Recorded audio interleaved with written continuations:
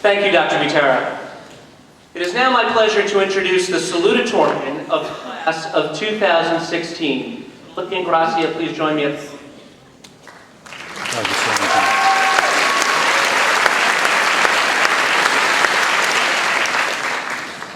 Olivia has challenged an extensive and diverse curriculum which includes many academic, athletic, and musical accolades.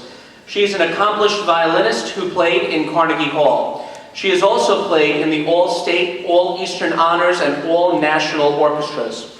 She is the president of the Tri-M Music Honor Society, the treasurer of the National Honor Society. She has earned the second highest GPA in this year's graduating class, and she will be attending Fordham University in the fall. Please join me in welcoming Olivia Ingrassia.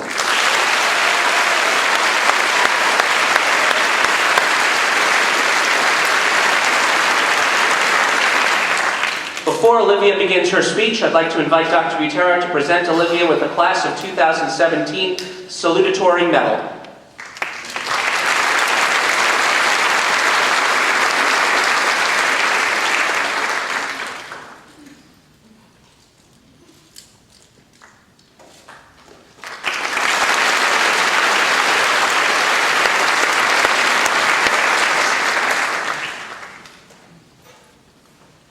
Thank you very much, everybody. Members of the board, Dr. Viterra, Dr. Harney, Dr. Posse, distinguished guests, faculty members, family, friends, and fellow graduates of the class of 2017, welcome.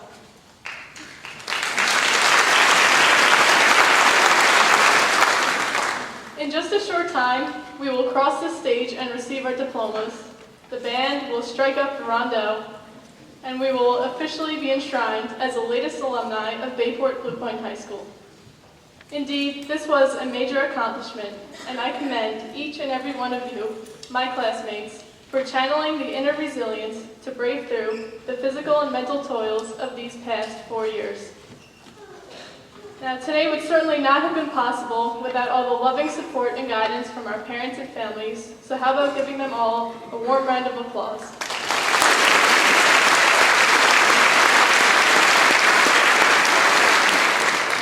Thank you. On behalf of the class of 2017, thank you all.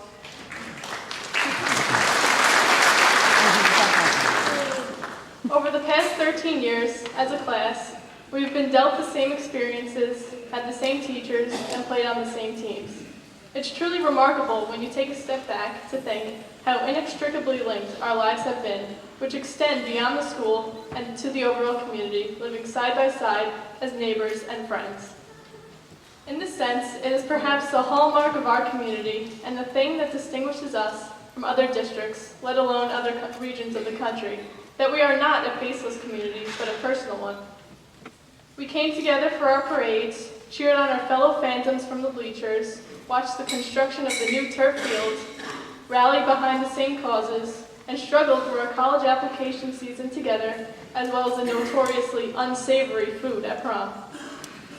And you know, I'm an Italian, but you know it's pretty bad when my Irish friends even complain about the food. And we all know that it is a good thing that the fire department is right down the block, because when a problem arises in the kitchen of the cafeteria, the old fire alarm never fails to go off, then the sirens go off soon after, and they address the situation relatively quickly.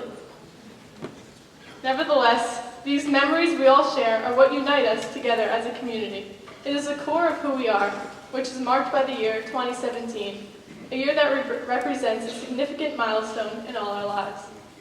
This is not to suggest that it's all bells and whistles, and that the malaise from the infamous Bayport bubble is some kind of myth. Indeed, at this stage, most of us are eager, if not restless, to explore beyond the boundaries of our small town, to embrace the unknown, to exercise our new independence and go out and conquer the world. As we look ahead, there may remain, for some of us here, a lingering sense of unfulfillment, a feeling of disappointment for not having achieved all we originally set our sights on when we were eager freshmen just 4 years ago. A feeling that perhaps I could have done even more if only I had more time. Or maybe that's just me. I mean, here I am, number 2, giving the salutatorian address.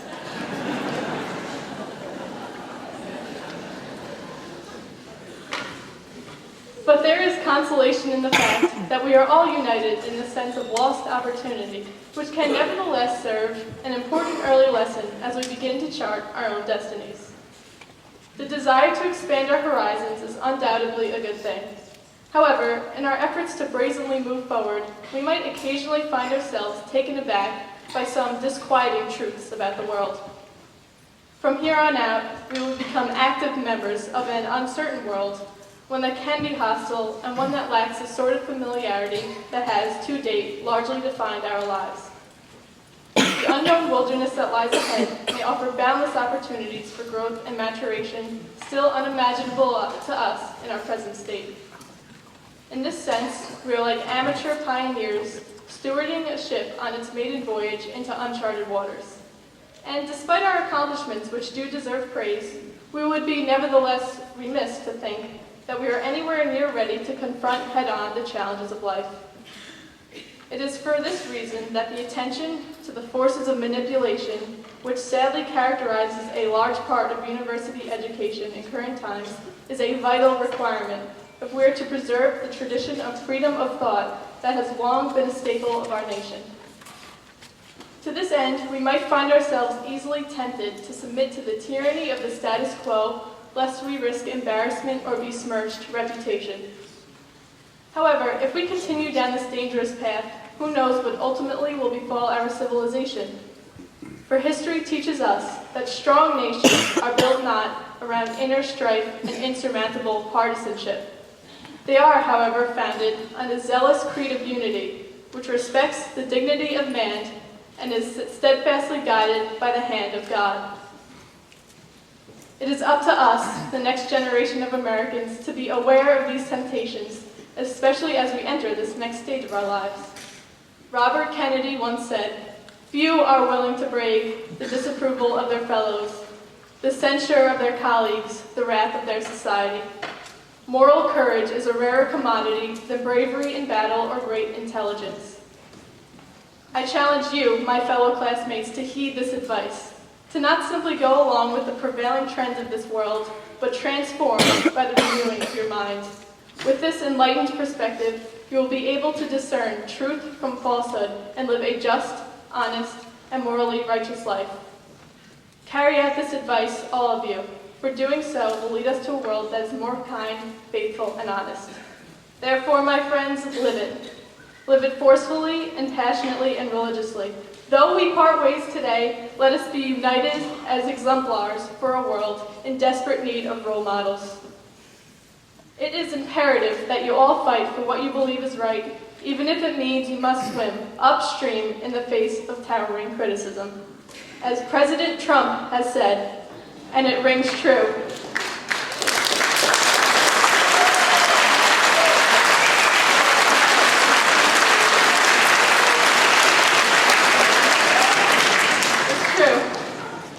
no one has ever achieved anything significant without a chorus of critics standing on the sidelines explaining why it can't be done. So keep pushing ahead, continue to look forward, never give up, and never quit.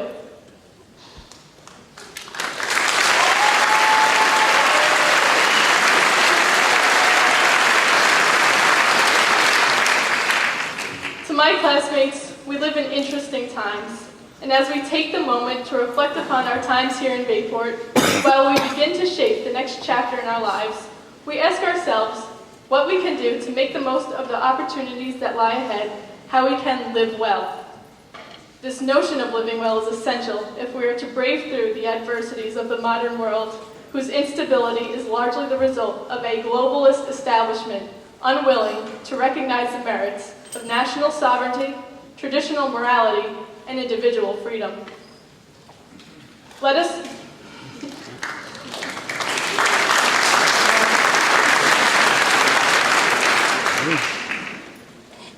remember that as time passes, we should not thoughtlessly presume that everything that is considered progress is indeed beneficial to our society.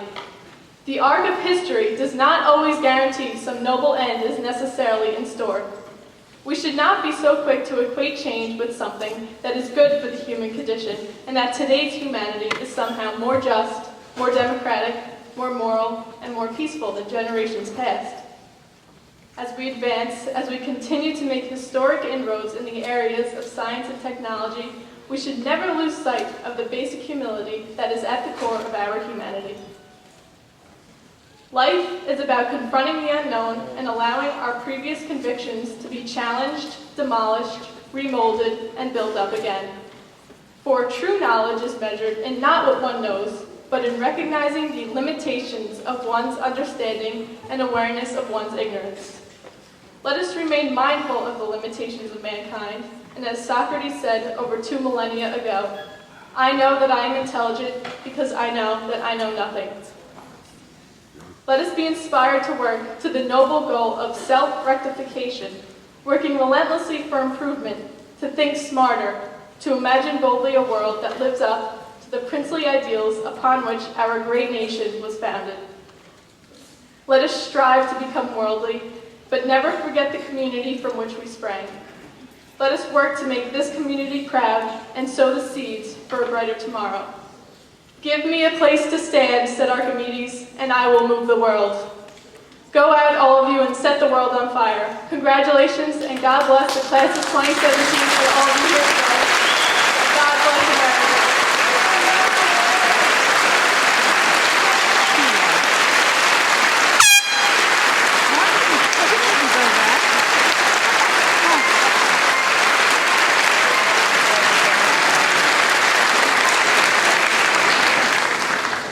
Thank you, Olivia. It is